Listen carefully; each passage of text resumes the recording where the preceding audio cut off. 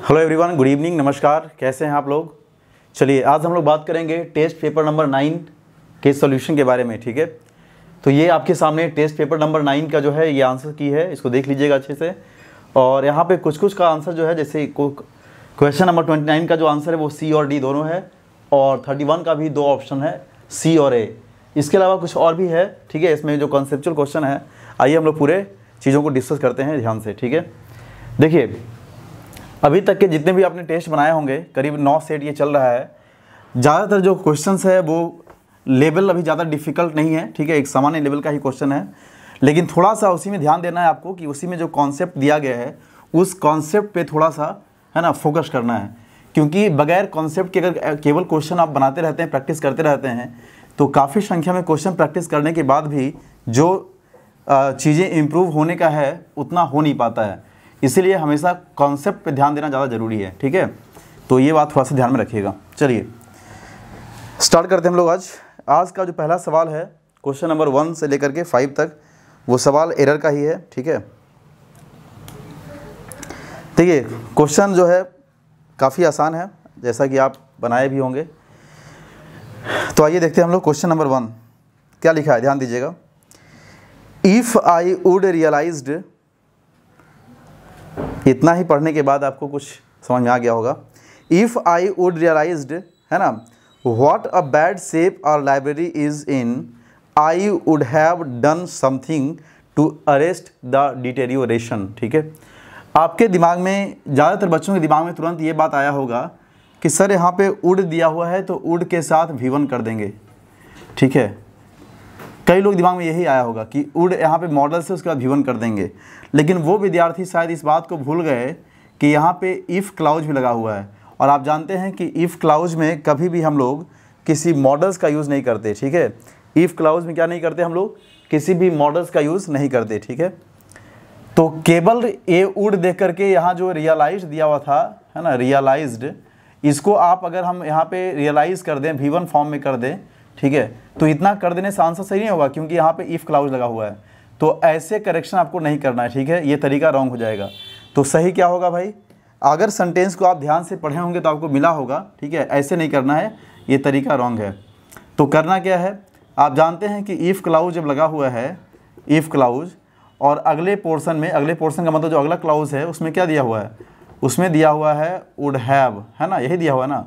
Would have के बाद verb का थर्ड फॉर्म दिया हुआ है। ठीक है, वुड हैव डन। ठीक है, तो ये जो पहला क्लाउज होता है उसमें क्या होता है, आप जानते होंगे, हैड प्लस V3 का फॉर्म होता है, हैड प्लस V3 का।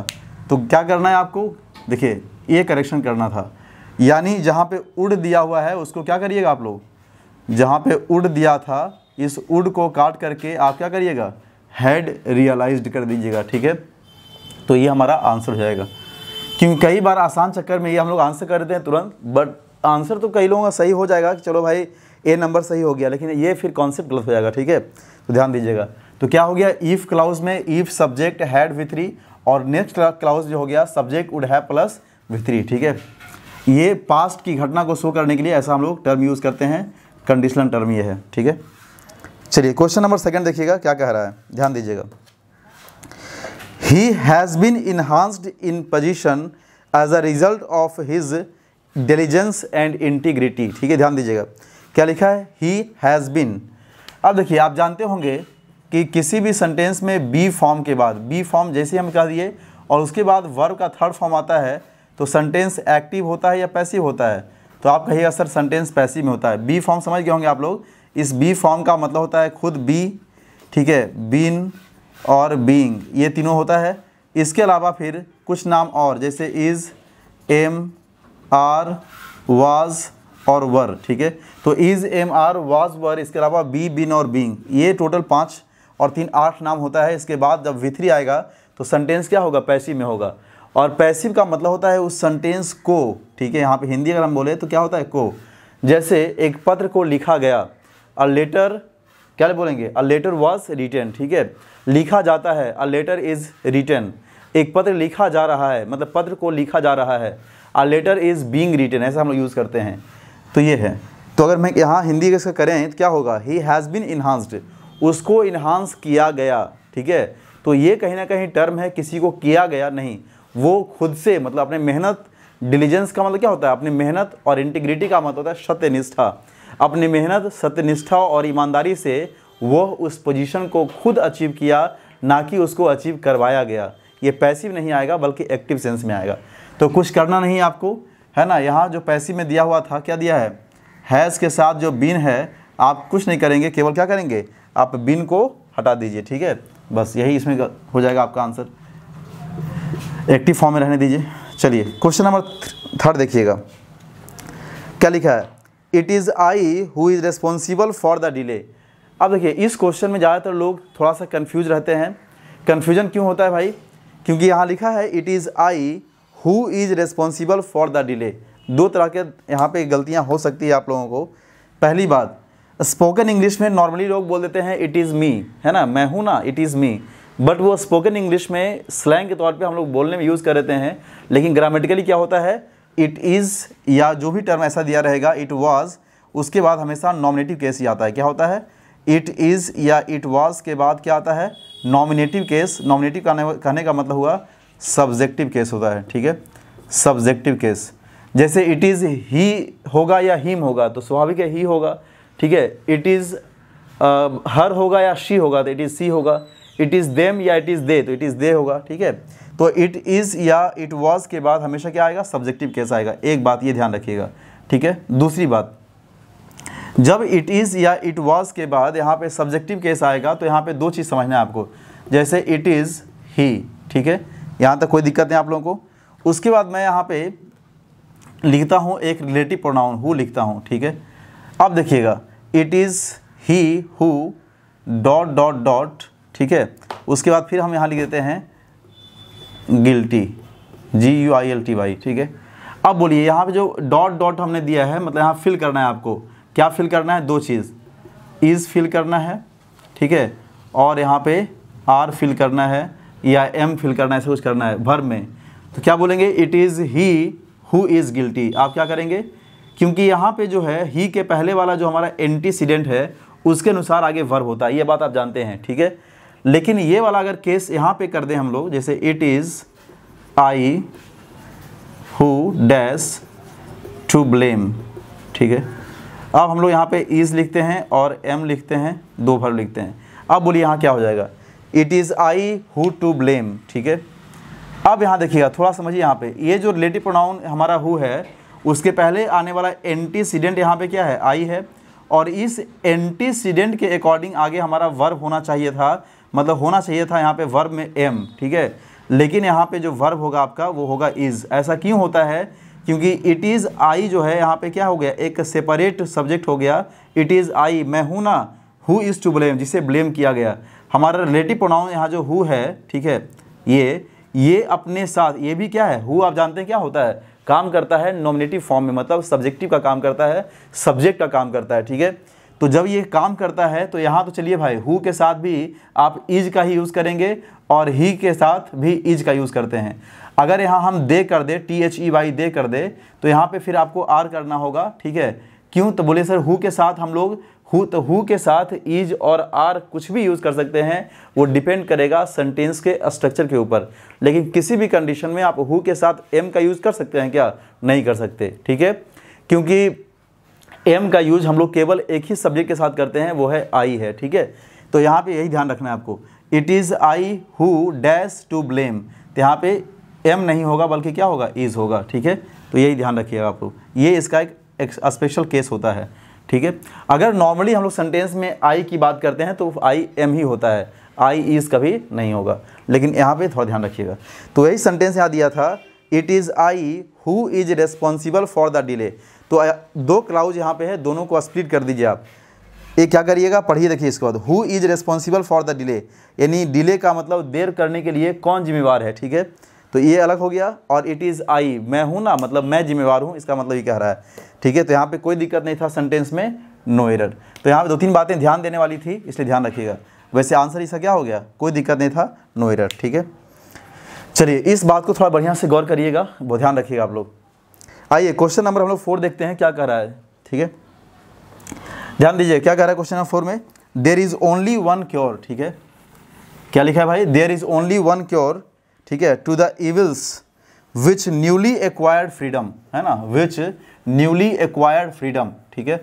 उसके बाद क्या लिखा है, फिर लिखा है produces and that cure is freedom, जो चीज़ प्रोड्यूस करता है वही क्योर हमारे पास, क्योर का मतलब समझते हैं ना आप लोग, किसी चीज़ का क्योर, है ना, इलाज करना उसका, ठीक है, तो वही क्योर क्या है भाई, फ्रीडम है।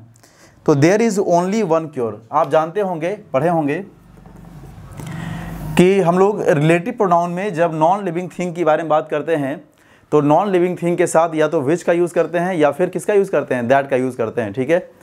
लिविंग थिंग के साथ विशेष तौर पर हम लोग अगर ह्यूमन के बारे में बात करें तो ह्यूमन बीइंग के साथ हम लोग हु का यूज़ करते हैं, ठीक है। लेकिन दैट एक ऐसा रिलेटिव प्रोनाउन है जिसका यूज़ हम लोग लिविंग थिंग कहने का मतलब ये हुआ कि हम लोग ह्यूमन बीइंग के साथ भी, लिविंग थिंग के साथ भी और नॉन लिविंग थिंग के साथ भी, सबके साथ कर सकते हैं, ठीक है। चलिए, तो यहाँ क्या लिखा है, there is only one cure to the evils, तो कंडीशन यहाँ पे हो गया कि नॉन लिविंग के साथ तो हम लोग विच का यूज़ करते हैं, तो यहाँ पे जो विच दिया है इविल्स के पहले, है ना, विच दिया है, ये इविल्स तो नॉन लिविंग थिंग है, लेकिन यहाँ क्या है उसके पहले लिखा हुआ ओनली शब्द लिखा हुआ है। तो जब सेंटेंस में ओनली रहेगा, नन रहेगा, ठीक है, ऐसा फिर एवरीथिंग रहेगा, नथिंग रहेगा, ऐसा कुछ टर्म रहेगा, ऑल रहेगा, ठीक है, सो रहेगा, तो वैसे कंडीशन में जो रिलेटिव प्रोनाउन आता है वो रिलेटिव प्रोनाउन विच नहीं होता है बल्कि क्या होता है, वो दैट होता है, ध्यान रखिएगा आप लोग, ठीक है। जैसे ऑल विच बोलते हैं या ऑल दैट बोलते हैं, आप पढ़े होंगे all that glitters is not gold, सभी चमकने वाले सोना नहीं होते, ठीक है, तो यहाँ भी ऑल दैट होता है। उसके बाद नन के साथ विच यूज़ करेंगे, नन दैट यूज़ करेंगे, तो नन के साथ भी दैट ही यूज़ करेंगे, ठीक है, तो ध्यान रखिएगा ये सब चीज़। चलिए, तो इसलिए ओनली, नन, एवरीथिंग, नथिंग, ठीक है। यहाँ पे अगर द सेम के बारे में बात करते हैं द सेम भी हो सकता है, द सेम, उसके साथ विच नहीं दैट ही आता है। यहाँ द ओनली भी रह सकता है, केवल ओनली भी रह सकता है, ठीक है, तो क्या आएगा, दैट आएगा। चलिए, तो सही आंसर आपका हो गया बी नंबर, विच काट के दैट कर दीजिएगा। क्वेश्चन नंबर 5 देखिएगा, he flew over extensively the Pacific last winter, ठीक है।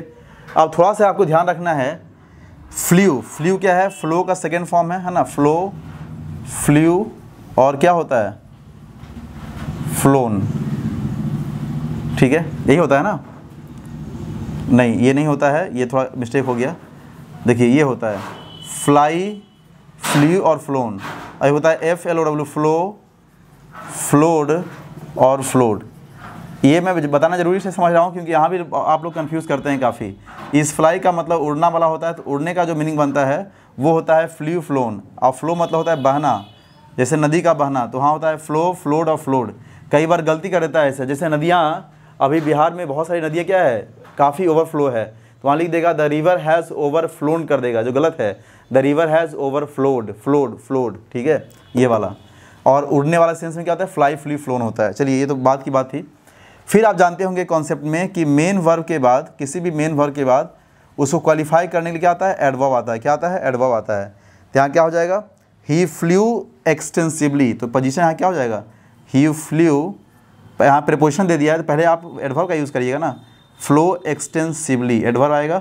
अब क्या होगा, फिर आगे जो प्रीपोजिशन दिया उसको आगे कर दीजिए, तो केवल यही था अंतर आपको, यानी एक्सटेंसिवली पहले आएगा और ओवर बाद में होगा, ठीक है, तो इसको करेक्शन कर लीजिएगा, यही आपका आंसर हो गया।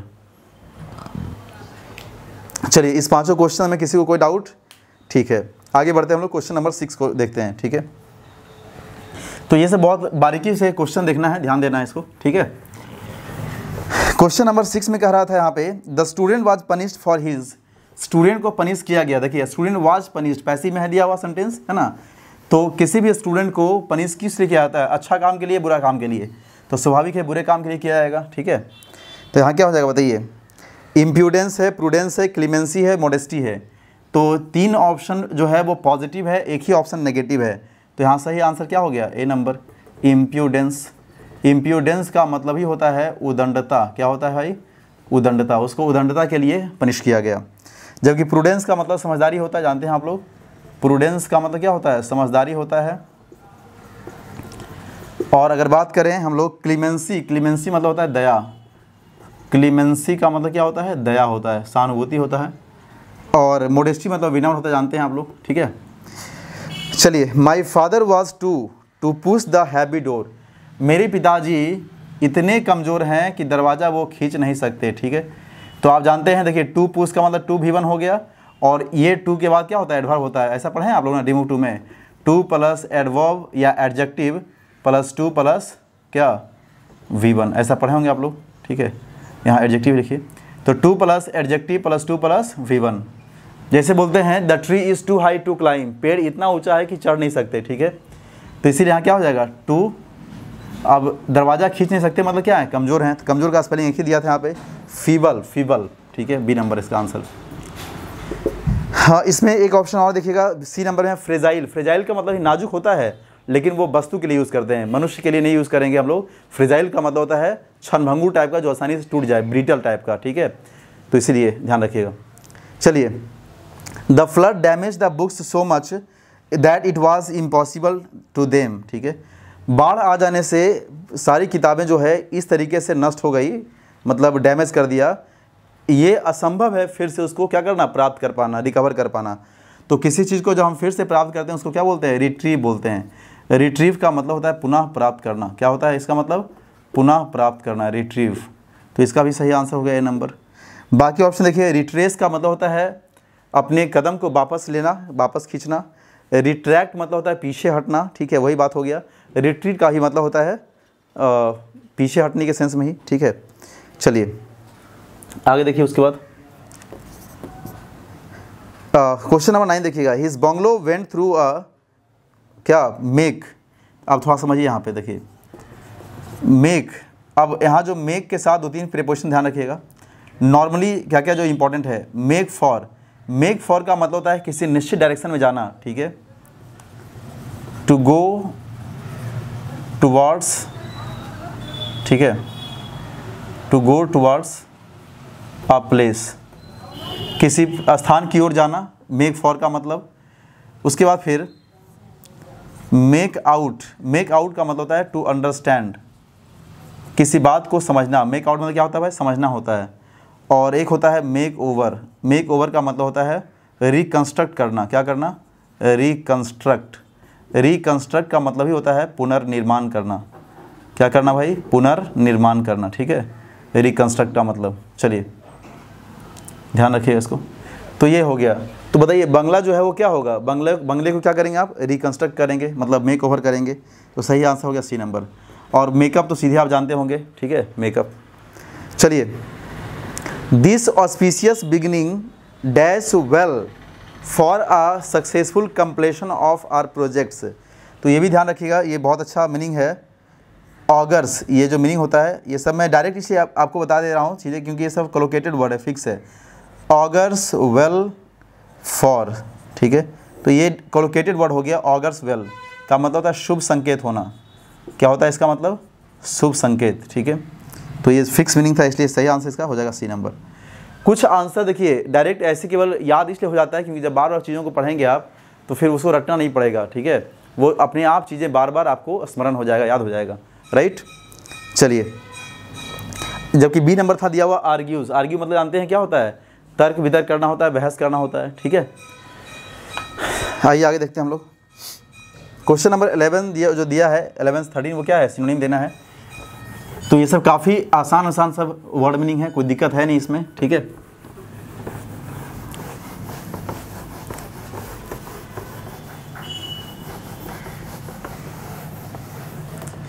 चलिए, क्वेश्चन नंबर 11 जो दिया है क्या लिखा है भाई, परसिस्ट। क्या लिखा है मीनिंग, परसिस्ट, PERSIST। परसिस्ट का मतलब होता है क्या करना, कायम रखना, है ना, कायम बनाए रखना। इंसिस्ट हो जाएगा इसका सही आंसर। कायम रखना या कायम रहना, कायम रखना भी कह सकते हैं, ठीक है। परसिस्ट का मतलब इंसिस्ट, ठीक है। जबकि रेसिस्ट का मतलब होता है प्रतिरोध करना। ये सब काफ़ी आसान है। क्विट मतलब छोड़ना होता है। आगे मीनिंग दिया है इवेंचुअली। क्या होता है मीनिंग, इवेंचुअली। और आप जानते हैं इवेंचुअली का मतलब होता है फाइनली। और फाइनली का मतलब क्या होता है भाई, आखिरकार, ठीक है, आखिरकार। चलिए, उसके बाद मीनिंग दिया है 30 में आपका इम्पेकेबल। क्या लिखा है मीनिंग, इम्पेकेबल। आप जानते हैं इम्पेकेबल का मतलब ही होता है फॉल्टलेस या फ्लॉलेस। फ्लॉलेस, ठीक है। इम्पेकेबल का मतलब क्या होता है? फ्लॉलेस होता है, फ्लॉलेस, ठीक है। तो यहाँ क्या हो जाएगा इसका? त्रुटि रहित, या मतलब त्रुटि दोष रहित भी कह सकते हैं, ठीक है, या फॉल्टलेस हो सकता है इसका मीनिंग। तो ये हो गया। बाकी इससे कोई है नहीं ज़्यादा कोई डिफ़िकल्ट जो इसमें बताया जाए। 14 से आगे जो दिया है आपको वो एंटोनिम है। आइए हम लोग बात कर लेते हैं फटाफट इसको। प्री डायलेक्शन, क्या लिखा है भाई? प्री डायलेक्शन, ध्यान दीजिएगा, क्या लिखा है मीनिंग बताइए। प्री डायलेक्शन का मतलब क्या होता है? आप जानते होंगे प्री डायलेक्शन का मतलब, बताइए। यस, किसी की तरफ क्या होना? झुकाव होना, ठीक है। तो इस झुकाव होने का फिर इसका एंटोनिम क्या इसका हो जाएगा? Aversion, AVERSION, aversion. अवर्जन का मतलब क्या होता है? उससे विमुख होना, विमुख मतलब दूर हटना, ठीक है। इसका आंसर वही हो गया। प्रीडिकामेंट का मतलब होता है कोई चीज़ जो अशुद्ध टाइप का संकेत होता है, प्रीडिकामेंट। और पोस्टपोनमेंट जानते हैं, आफ्टर थॉट का मतलब होता है विचार, जो बाद में आपका कोई विचार को स्मरण करते हैं। पॉम्पस, आप जानते हैं पॉम्पस का मतलब होता है दिखावा टाइप का, दिखावा, ठीक है। तो इसका क्या हो जाएगा आपका? देखिए आप दो तरह का आंसर दिया है, एक हम्बल भी दिया है और मीक भी दिया है, ठीक है। 50 नंबर में हम्बल भी दिया है और क्या दिया है? मीक दिया है। तो पॉम्पस में दिखावा, यहाँ पे हम्बल का मतलब होता है मोडेस्ट टाइप का। मोडेस्ट मतलब समझते हैं ना, विनम्र या विनीत टाइप का, ठीक है। जबकि मीक मतलब होता है दब्बू। मीक मतलब क्या होता है भाई? दब्बू होता है। अपीस और ग्रैंडियो जो मीनिंग दिया था A और D नंबर में, उसका मतलब होता है क्या? वही दिखावा करना, आडम्बरी दिखाना। सेरेन का मतलब होता है शांत। सेरेन मतलब क्या होता है? शांत होता है। तो इसका अपोजिट हो जाएगा आपका रफल्ड, RUFFLED। रफल्ड का मतलब होता है अस्त व्यस्त टाइप का, अस्त व्यस्त या कोलाहल, ठीक है।